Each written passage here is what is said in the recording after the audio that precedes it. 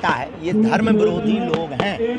जो धर्म विरोधी होते हैं, हम 7 दिन वहां झंडा गाड़ने तब उनको बाप मर गए। बागेश्वर धाम के पीठाधीश्वर धीरेन्द्र कृष्ण शास्त्री कथावाचक हैं। श्री राम कथा के साथ दिव्य चमत्कारी दरबार लगाते हैं, अंतर्यामी होने का दावा करते हैं, कहते हैं कि जान जाता हूं कि आपका दुख क्या है, आपका दर्द क्या है। लोगों का हुजूम भी इकट्ठा होता है, धर्म कर्म की बातें करते हैं धीरेन्द्र शास्त्री, और इन्हीं बातों के बीच में वो हिंदू मुसलमान करने लगते हैं। मुसलमानों से नफरत करने वाले बोलने लगते हैं, मानो किसी नेता की आत्मा उनके शरीर में प्रवेश कर गई हो। धार्मिक मंच से सांप्रदायिक भाषण देने वाले धीरेन्द्र कृष्ण शास्त्री की सभा में केंद्रीय मंत्री नितिन गडकरी से लेकर महाराष्ट्र के उप मुख्यमंत्री देवेंद्र फडणवीस तक हाजिरी लगाते हैं। ये बताता है कि वो कितने हाई प्रोफाइल हैं। हाई प्रोफाइल कथावाचक की भाषा ऐसी है कि आप भी हैरान रह जाएंगे, सोचने को मजबूर हो जाएंगे कि ऐसी भाषा बोलने वाला व्यक्ति कथावाचक हो सकता है क्या।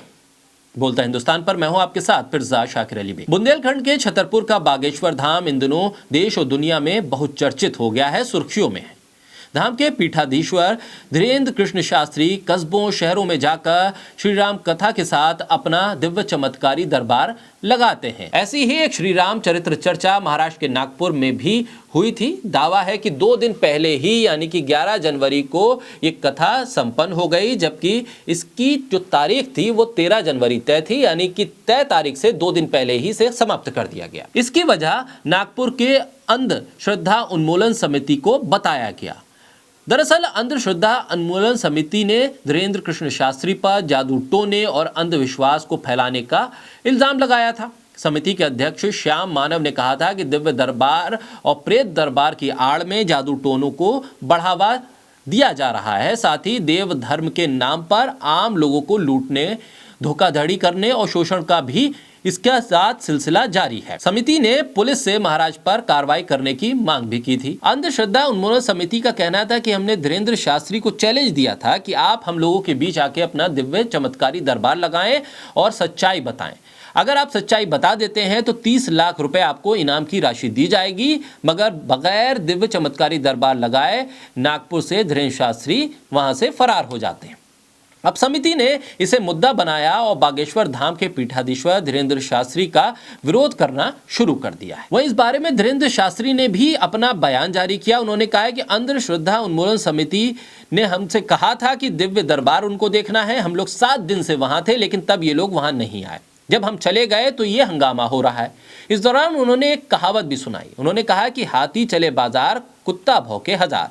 अब आप भाषा समझिए और कहावत को समझिए और ये समझिए कि ये कहने वाला है कथावाचक। धीरेन्द्र शास्त्री ने इसे धर्म के एंगल से भी समझाने की कोशिश की। उन्होंने कहा है कि ऐसा करने वाले धर्म विरोधी हैं। हम 7 दिन तक तो नागपुर में थे, 2 दिन पहले आ गए तो हंगामा क्यों किया जा रहा है।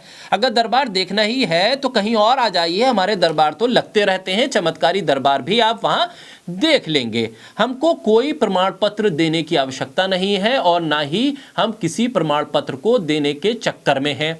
ना हम कोई दावा करते हैं, ना कोई चमत्कार करते हैं। ऐसे कोई दावे हम नहीं करते। ये तमाम चीजें धीरेन्द्र शास्त्री ने अपने बचाव में कही। लेकिन एक धार्मिक व्यक्ति की भाषा कैसी होनी चाहिए?